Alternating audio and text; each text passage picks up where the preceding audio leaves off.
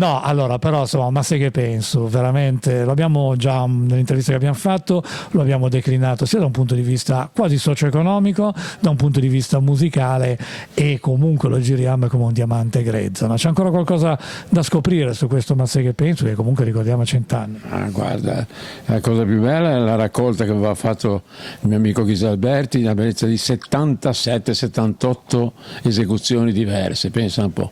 Non c'è un artista ormai che non si sia misurato con Ma sai che penso. Ancora l'altra sera non mi ricordo che gruppo ho visto per televisione, non erano liguri, ma tant'è, hanno cantato Ma sai che penso, poi abbiamo parlato della Liguria e quello, e quindi lì è quello. Poi sono state varie divagazioni, anche noi una volta abbiamo fatto una rivista al Circolo Cappello che diceva "Usted sa strange o che?"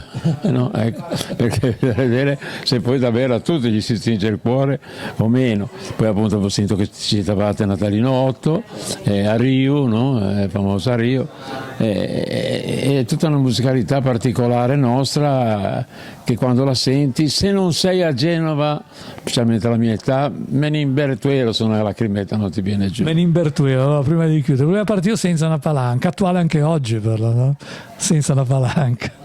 Ma non credo, no, oggi l'emigrazione dei genovesi verso l'estero era fatta soprattutto di studenti o di giovani professionisti che vanno a fermarsi all'estero, e questo è anche molto bello e molto brutto insieme, perché ci depauperizza, non è che l'emigrazione dei cervelli. Qualche volta si dice Genova Matrigna, poi però mi citavano anche alcuni casi attuali di gente che comunque torna e porta qualcosa. Ma chi dice Genova Matrigna è solo perché è un genovese di quelli mugugnoni che devono dire qualcosa e mugugna.